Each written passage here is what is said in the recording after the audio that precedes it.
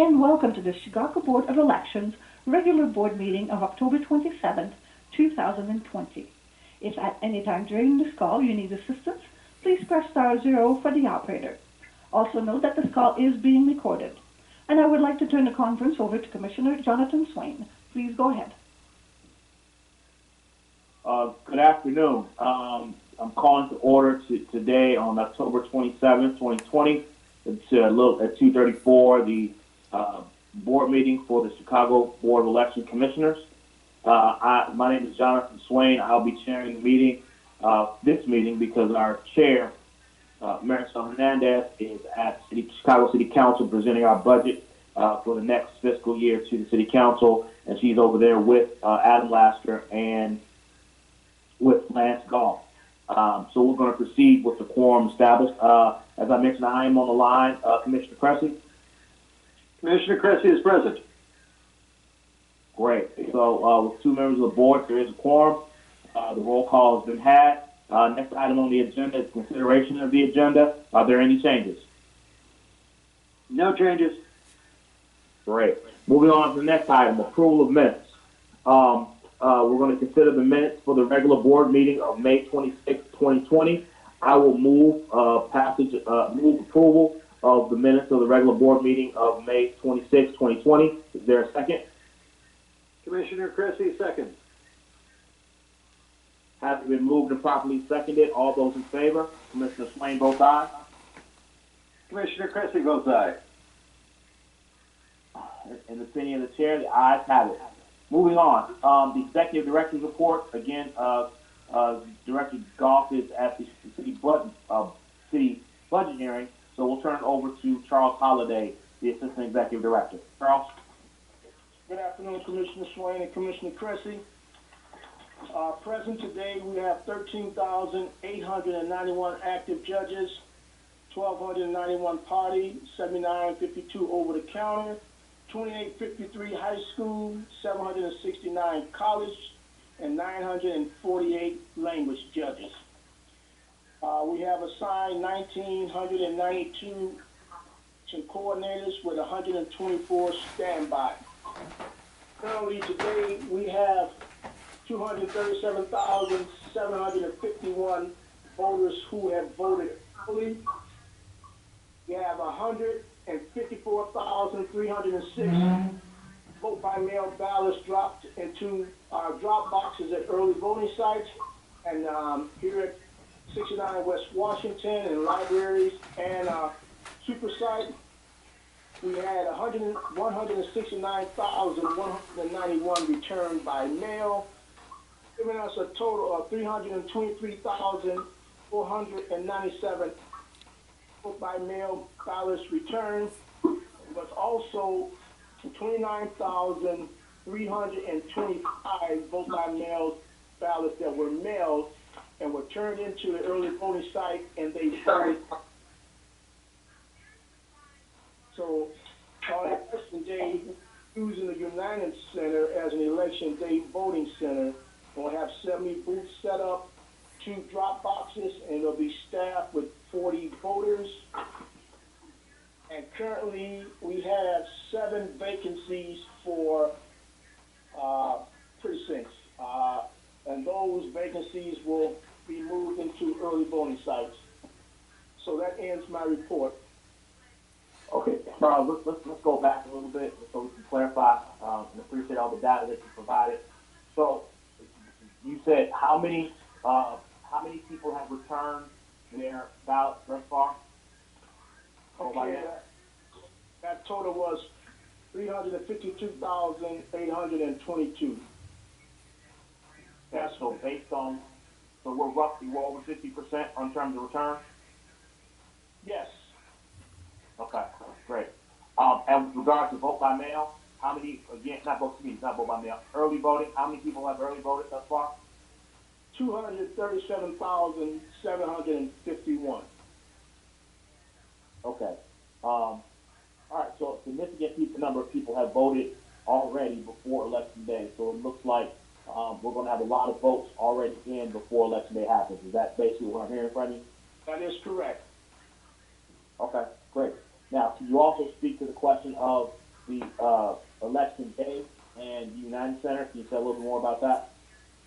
Okay, on election day, the United Center will be used as a election day voting site where any voter throughout the city, if they can go there, vote, or either drop their vote by mail ballot into one of the two drop boxes that will be there. So it will be just like an early voting site where wherever you're from the city, if you're in that area, if you want to go there and vote, your ballot will show up on the touchscreen voting machine. Okay, great. And the last point I just want to make is that you said we have 7 precinct vacancies. Yes. I spoke Okay, with Brandon. I spoke with Brandon, and he said that there was 7 vacancies. They were working on those. If we can't find a place, there will be those precincts will vote at the early voting site in those particular wards. Okay, so at this point in time, compared to where we were in the primary, we're in a lot better shape in terms of polling places and making sure they're all placed, correct? Yes, a much better place.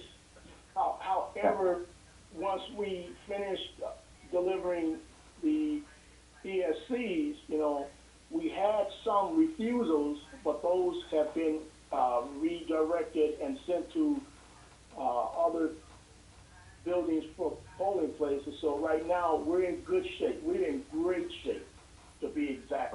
With only 7 vacancies and a week away, we're in great shape. Well, with 7 vacancies, we'll also have the early voting that'll be open on early voting sites that'll be open on election day. And then you also have now the additional United Center with a number of polling locations. So we will have a significant amount of polling locations that'll be available for people to vote on that day, right? That is correct. Great. All right, thank you. Commissioner Cressy, do you have any questions? Yes, Charles, as to the United Center, as I understand it, any Chicago registered or any Chicago voter can vote at the United Center on election day, correct? That is correct. Okay, so so this would be sort of our super duper voting site. Yes. We're going to have 70 locations or 70 voting booths there. This will be, as I understand, not on the arena floor, but will be in the atrium on the east side of the arena, correct? Yes, it will be in the east atrium where the Michael Jordan statue is. Oh, wow. The booths are set up behind the statue, and they chose that area. So I guess if those, after they vote, they can do a selfie with the statue, Hey, that'd be great. And also there's some of the parking facilities will also be available for voters, correct?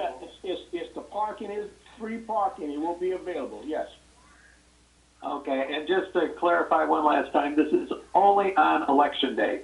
Even though we've called it an early voting site, it's only election day, correct? Only election day voting, that is correct. Okay, hey, sounds great. Great job there, Charles and company. Okay, that's all I have.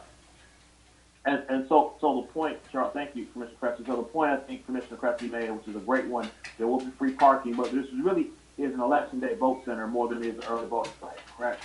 Yeah, it's election day vote center, exactly. Okay, great. I have one other question, Charles, before we move on. I know that we've been collecting email addresses from people through early voting. How has that been going? I believe it's been going well, Commissioner Swain. I would have to check with John as far as what they selected at the super site and at the other early voting sites. Haven't had a report lately, but I will get one, and I'll let you know how that is going. Please do so. That's an essential piece. All right, great. Moving on to the next report, communications. I believe there's someone from Kivett on the line. Yes, Commissioner, this is Eric Settler from Kivett. I will give an overview here on what we've been focused on since we talked last. Our work is really focused on the following areas. Number one, collateral material development. Number two, earned media. Number three, stakeholder engagement. And number four, digital media. And lastly, providing communication support to the board. On collateral material, we've developed over 60 pieces of material in addition to a full toolkit. We've shared this material with stakeholders, with media, with board partners, and promoted it in a whole variety of different ways. So Chicagoans vote this year. All the materials are available in English and Spanish, and we've also been working with the Community Services Department to translate these materials into other languages. A couple of new examples of materials that have been developed are two digital billboards that have been developed that are running on different bus shelters in the city. We also developed a multilingual organic content calendar. And there's a PSA with some of the Chicago Bears that was done this week. In the next category of earned media, we have been proactively pitching media stories, interviews, Facebook Live interviews, and events. We're also fielding inbound media inquiries that can be as many as up to 25 a day. We have managed and staffed over 100 media placements and inquiries over the last several weeks here. A couple of media inquiries that we would highlight: we were able to secure national media coverage on Univision and NBC. We were able to arrange for the chairwoman to be on Univision and to do a Facebook Live interview on early voting.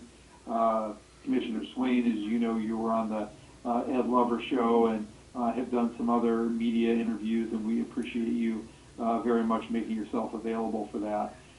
We also had a number of outlets share the 500,000 vote by mail application milestone and share that with the media, including with 87 News.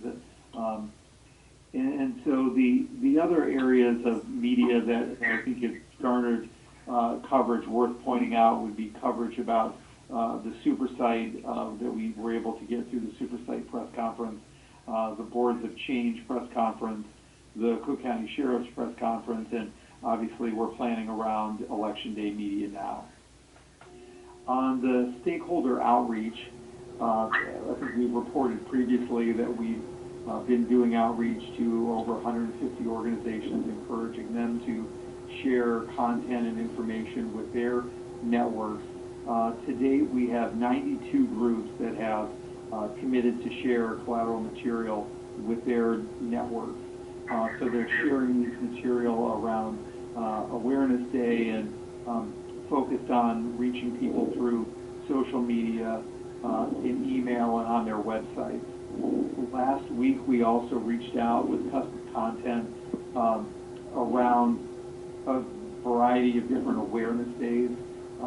These include, there have been really 5 national awareness days that we focused on: National Black Voter Day, High School Voter Registration Week, National Voter Registration Day, National Coming Out Day, Hispanic Heritage Month, and National Vote Early Day. So that's been the focus around the stakeholder outreach. Lastly, with digital media, we're supporting timely posts of digital media on the board's organic platforms. We've developed a final content calendar, which includes multilingual posts and final positive social media focused on voting early. We have ads that are running, digital ads that are running in both English and bilingual media, focusing.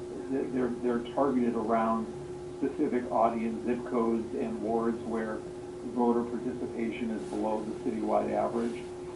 The advertising themselves are performing very, very well, well above national benchmarks, which is an indication of the fact that the public does find them to be newsworthy. So that's a quick summary of the work that we've been focused on. Great. Thank you very much. Any questions, Director? No question. All right, great. Thank you very much, Eric, for the work you've been doing and helping get the word out. I've been seeing a lot on social media, the billboards on the bus shelters and the like, and so I've been very pleased with the job I've been seeing, and especially with these different visuals that we've been seeing around this question of voting. So kudos to you and your team on that. All right, moving on. Jim, are you on the matter? Yes, Commissioner. Good afternoon, and a lot of the activities. Go ahead. Let me announce it. Moving on to the next item, strategic planning. Go ahead, Jim. So, been working with Kivit on a variety of informational responses to a lot of questions regarding, particularly when are we going to be counting and including in the counts vote by mail ballots and early voting ballots. A lot of procedural questions that we're following the same procedures that we have in the past. It's just that the portions of the pie chart between early voting and vote by mail and now election day voting are going to be shifting a little bit. So we've also been working considerably with Office of Emergency Management Communications and a variety of city agencies, Streets and Sand, police, fire, 911 center to try to coordinate as much information as possible for election day. We're also getting ready to flip the website for election day so that it provides people with the 4 key options that they're going to be looking for, which are all of the early voting sites that are going to be universal vote centers, all of the and particularly to be able to find their precinct polling place, and also drop boxes, and lastly to be able to check their vote by mail status. Then we'll flip it again at 7:30 so that it's all oriented toward election results. So we've got the results programmers information out to the media so that they are able to start programming based on how we're going to be issuing the bulk files on election night. We've got everything in position for that, and beyond that, be happy to take any questions.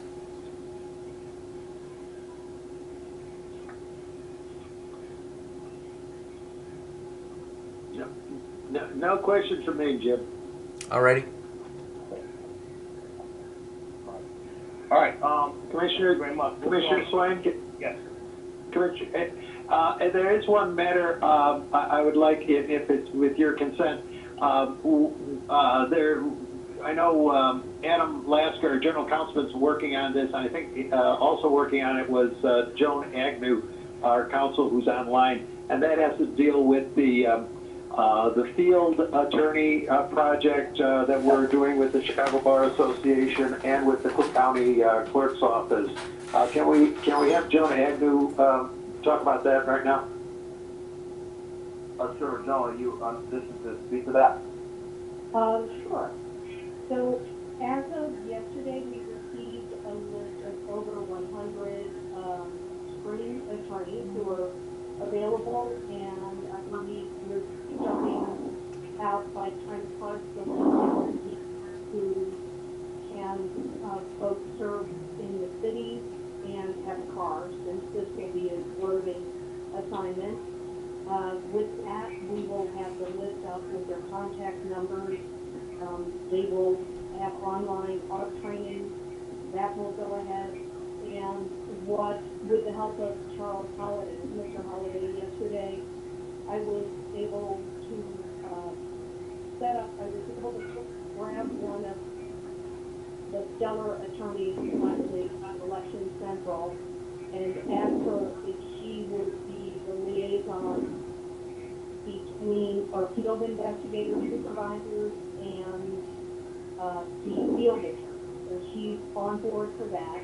And she's also going to go out to the warehouse on Sunday with the investigator, the field supervisor, investigator coordinators, with a plan on giving a presentation on the importance of de-escalating in a polling place if we have any situation that arises where we need both a supervisor and an attorney there. She's going to give that presentation, but she is also going to be sitting with the two people that we have hired as coordinators up in Election Central. So all three of them will be on the same page if any situation arises where a supervisor and an attorney have to be dispatched together. Counsel Agnew, Commissioner Cressy here, but you used the expression roving attorneys. So they are not going to be roving aimlessly. Again, they would be dispatched out to a polling place in the event of an incident reported to Election Central, correct? Well, this model actually comes off of the state's attorney general, Illinois police model, where they're actually assigned to a ward, and they will be responsible to drive around the ward. But if a situation arises, they're expected to check in, right? To just make sure that their presence is out there, that people are aware that we have attorneys and field investigators out there. But in the event that any situation arises where tempers might flare, we want to make sure that we have the attorney and the supervisor on site. But they will be in their own car, and they will be expected to pop in, much like any other law enforcement attorney group does on election day. Very good. Thank you for clarifying that. Appreciate it. Sounds like a great initiative. Great. Thank you, Joe. Okay, moving on to old business, infrastructure projects and changes in election administration. I don't believe there is any. Electronic poll books. Charles, anything on that? Electronic poll books, voting equipment, all that is being delivered to polling places as we speak. Okay, great. Voting equipment, anything on that? No. Again, it's being delivered as well. Great. And I don't believe there's anything on legislation. So moving on to new business. Item A, removal of Judge of Elections Mary Scandandrias, a Democratic judge assigned to Precinct 34 of Ward 40. Joan, you want to speak to this? Yes. This judge, we're seeking the removal of this Democratic judge for behavior that occurred between her and one of her neighbors. Under 14.5, if it's more than 5 days before the election, we have to seek your removal if she has violated any of the tenets and the qualifications for judge. And under 14-1 of the election code, judges have to be of good repute and character. And we believe that the supporting documents that were provided in your board packet regarding Ms. Gondriano's behavior toward her neighbor, who is also someone and their family who votes within that precinct on election day, merit her removal as a judge of election. Okay. Any questions? Yes, I've got a few questions for Counsel Agnew. This is mostly just to get some things on the record and also for transparency. Is Ms. Scandrianos, is she a first-time election judge with us, or has she been a judge previously? She has been a judge previously, but you have to remember this is a new confirmation period. Okay, but she was previously a judge. She was previously confirmed, correct? Correct. And in all these previous times, she was a Democrat judge, correct? Correct. Which is why this is going to be reported to County Board President Preckwinkle as head of the Democrat Party in Cook County, correct? Correct. Okay, and that's in accordance with state law, correct? Yes, sir. Okay. Just, again, the allegations before us are, frankly, if true, they're reprehensible. And, of course, we will be voting whether to remove her as an election judge, but she is entitled to appeal, at which point she would get a full hearing and full due process rights.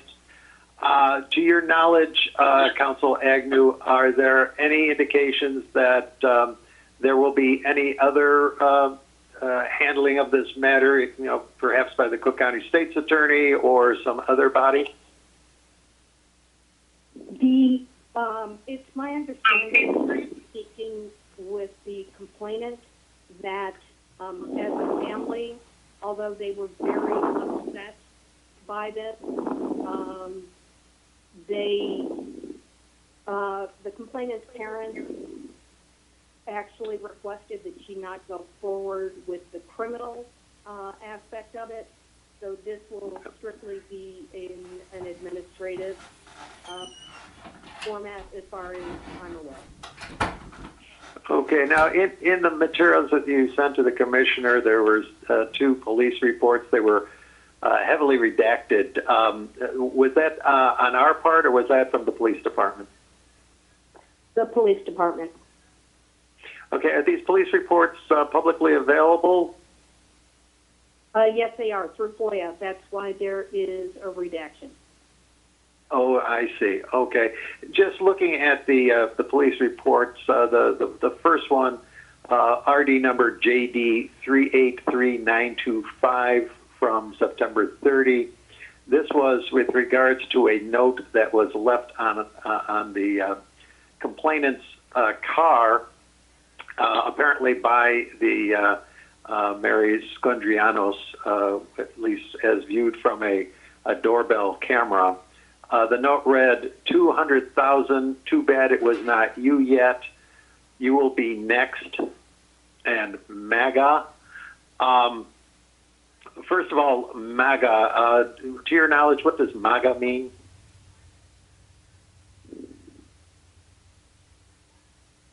I'm sorry. You mean under MAGA? Right again? Yeah. Okay. What I was just reading from the police report, which again is hearsay, but the note read 200,000. Too bad it was not you yet.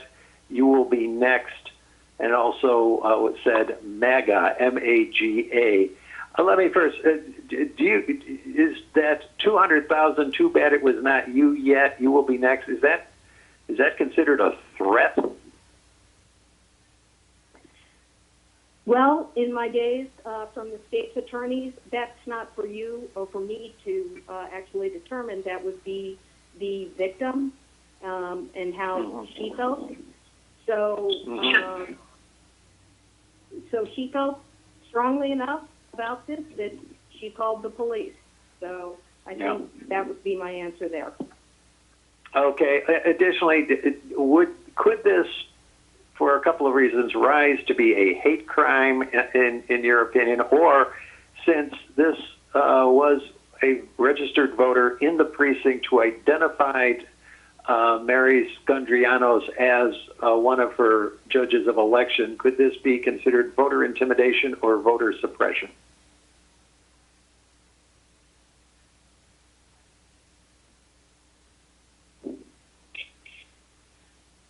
Please stand by, Commissioner Cressy. It appears that we have lost Ms. Agnew. Okay. Well, let's Commissioner Cressy, let's if it's okay, since we lost that, wait to come back. We can get that question answered for you. But can we get a motion on the removal of the judge? I will so move. Great, and I will second. Having been moved and properly seconded, all those in favor? I would like to finish my questioning of Counsel Agnew first. We can get her back on the line. We have to wait for her for the second item anyway. So, okay, why don't we handle legal report? I'm back. You're back, Joan? So, Commissioner Cressy, The bottom line is, the questions you're asking me, this Mary Sundriano, right, she is entitled to post-deprivation due process. She will be allowed to cross-examine the witnesses, and since I'm not a witness to the actual event, that would probably be the more appropriate place to have this line of questioning. Well, let me ask you a different question. Are you aware if the Chicago police or if the Cook County State's Attorney is following up on these incidents with regards to being a threat, a hate crime, or voter intimidation? Have you heard anything about that? And I actually spoke to, because before I prepare these, I spoke to the individual, the complainant, and as I indicated earlier, at the request of her parents, she is not following up on this criminally. Okay. One last thing is the second report with the RD number of JD 389754 that was apparently on October 5. This was the note left on the garage door that read, "Death to Biden Harris," and this is MAGA country. That first part sounds like a threat on a presidential candidate. Do you know if the Chicago police or the state's attorney has referred this to the Secret Service for investigation? I don't know how I would have any knowledge of that. Okay. And likewise, since Mary Scandrianos may have been acting under at least color of authority, do you know if there's been any referral to the U.S. Department of Justice for a civil rights violation? I don't believe that we could say that she was acting under color of authority as this being in her neighborhood. Okay, but you're not aware of any referral or anything involving them, correct? No. Justice Department. Okay. That is just thank you, Joan, for the work you put in on this, and thank goodness for video doorbells too. But you do a lot of great work for the voters of the city of Chicago. And Commissioner Swain, I would be prepared to go forward with the vote at this time. Right. The motion has been moved and properly seconded. All those in favor? Commissioner Crissy votes aye. And Commissioner Swain votes aye. And opinion of the chair, the ayes do have it. Moving on. Item B on the new business. Approval of an interagency agreement with the City of Chicago for advanced funding for COVID-19 related expenditures to be reimbursed with state and federal funds from CARES Act and postage grants. Joan, are you going to do this one as well? Certainly, Commissioner. It's my understanding that this interagency IGA is similar to the one that board previously approved between Cook County and board, so that they can be in the position now with the city. It's a mirrored agreement where the board's expenses that are properly attributed to the city side of the board's budget can now be processed by our finance manager and procurement officer of the walls for any of the transactions that would be covered under the grant, but that are clearly attributed to the city side. Okay. Are there any questions, Commissioner? No question. I'd be prepared to go ahead with the motion and vote. Great. So having been moved, I will second. Having been moved and properly seconded, all those in favor? Commissioner Crissy votes aye.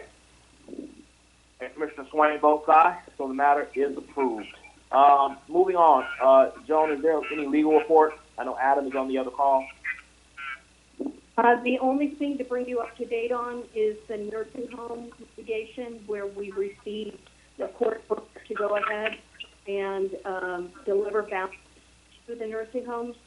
That was put into place today by Clint Hurd. Okay, great. Thank you very much. And I do not believe the finance report. It's on to public comment. I understand we have some folks on the line who would like to make a public comment, so I turn it over to the operator. Certainly, Commissioner. You will first hear from Claire Tobin. Please go ahead. Before you start, Ms. Tobin, this is Commissioner Cressy. Again, everyone has a 5-minute timer that I will be following. Thank you. Go ahead, Ms. Tobin. Okay, wonderful. Thank you all to the board and all the staff for the very wonderful work that you're doing. I'm sure everybody is feeling a lot of pressure. But I think, the spirits are high and everybody is enthusiastic about this election. And we're working with a national group that's working on collecting the poll tapes from the precincts on election night. And we're going to be at least, I think we have volunteers for over 20 early voting sites. So we'll be participating in that project and looking forward to seeing how that works. And in our discussions with some of these other election integrity groups across the country, they have mentioned that when they get their results, they are able to get them by voter type, so that by precinct, and whether it's vote by mail or election day or early voting. And I know that we have requested those kinds of reports before, and for whatever reason, it was not going to be made available in that kind of format. So, I mean, it may be, too late to, change our process, for this election, but I would put in a plea that maybe we could have that on the agenda, so for future elections. That's all my comments. All right, great. Thank you very, very much. We'll take that under advisement and definitely look at it for next election if we cannot do it for this particular election. Thank you. Thank you, Commissioner. You will next hear from Don Olson. Hello, can you hear me? Don? Yeah, Don, go ahead. Well, I'd like to second what Claire just said and just go into a little more detail on that. I've been very pleased that this year we've made some changes in early voting. One of them was getting the ballot marking devices so that we actually have paper ballots that the voters can look at before they put them into the ballot scanners. And the second development, change in procedures that I'm very happy about, is that we will be producing results tapes in the early voting centers on election day so that the poll watchers can see those results tapes and photograph them.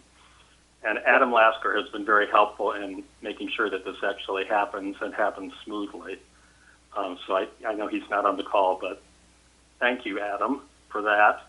And I just want to say a word about poll watchers, because I think that poll watchers are very often, the purpose of poll watchers has been forgotten, and a lot of that has to do with the fact that our elections have become more electronic than they used to be. The most important thing for a poll watcher to do historically was to actually watch the counting of the ballots. And so that's why things like having results tapes provided in the polling place, which this is the first time in early voting that there actually will be results available in the polling place, is so important, because poll watchers need to be able to be out on the field and get the numbers out on the field. And then they need to be able to compare those numbers to the numbers that the Board of Election reports. And so that's why poll watchers should know what are the early voting votes, what are the election day votes, what are the vote by mail votes, and be able to add those numbers together and see if they match the final results that the Board of Election publicizes. And that's what's been so difficult. And without the ability to do that, we really have very limited transparency in our elections. So I would really like the board to think about this, and for the 2022 elections, or certainly for the next municipal elections in 2023, that poll watchers are able to get this information out on the field. so that we can compare the numbers that you publish on the website with the numbers that we've gotten out on the field. This is just a good basic accounting practice to make sure that the numbers indeed are correct. So this is really important to transparency.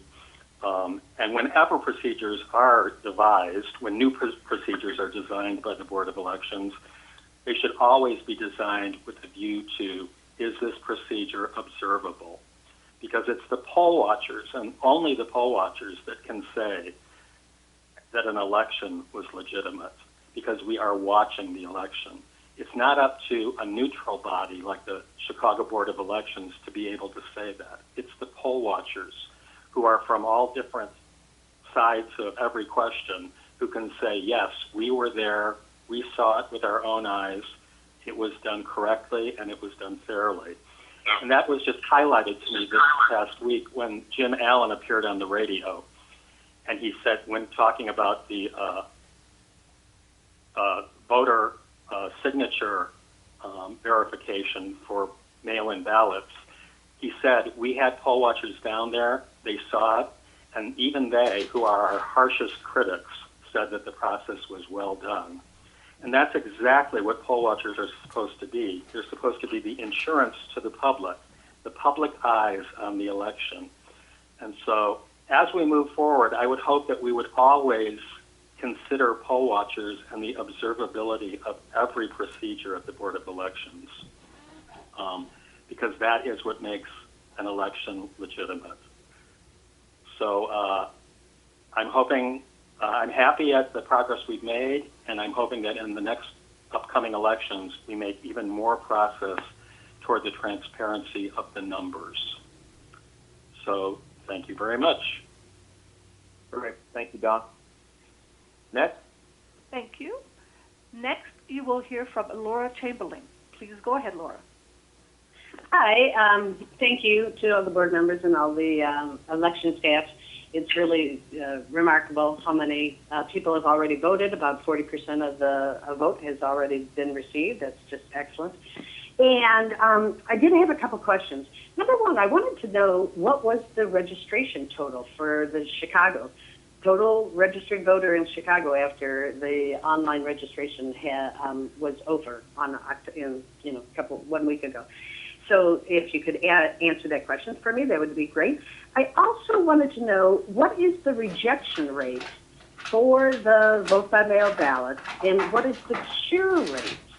Are people coming in and curing their problems with the vote by mail ballots? Both of those, all those numbers, I would really, really like to know. And the last thing is about this election judge that you voted on, Mary, and I'm going to probably not really pronounce her name correctly, but Scoundrianos, okay? Clearly, she was identified as a Democratic judge, but that is absolutely not what she was. She definitely, from the history, doesn't appear to be a Democrat. So is there a problem with that process, defining a Democratic judge and defining a Republican judge? Do we have some holes in that process? I'm just wondering about that, because clearly she was misidentified there as a Democratic judge. So I would love some of these numbers, the registration, total registered voters in Chicago, and the rejection rate on the vote by mail, and the cure rate, if I could have those numbers. Thank you very much. Charles and Jim, you're on the line.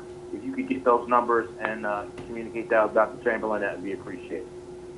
Sure will, Commissioner. All right, great. Jonathan, Commissioner, I have a question for Ms. Chamberlain. She's still there. Do you know something about Mary Sconder? Let's say I can't get the name right either. Do you know something about this election judge? Because you said clearly from her history she's not a Democrat. From what you read. When you write death to Biden and Mr. Harris, I don't know if you are actually a Democrat. Just sounds like she's not a Democrat. I'm just wondering if there's a hole in the process. So, because you said something from her history, that's the only thing you drew that from, is what I just said? from, yes.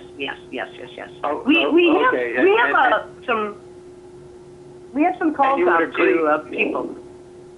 And you agree that her lying on these writings is not out of the question? I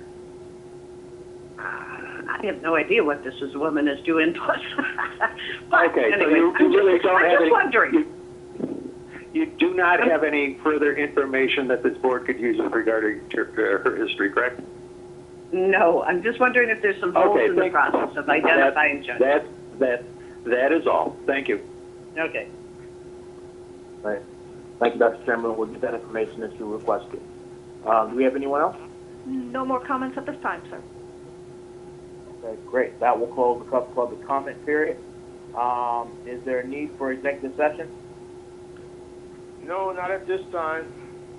Okay, great. We will now move to adjourn this meeting to our next regularly scheduled meeting, which will be November 3rd at 7 a.m. That's correct, Charles? Commissioner Cressy moves to adjourn until November 3rd at 7 a.m. or at the call of the chair. All right, and Commissioner Swain will second. All those in favor?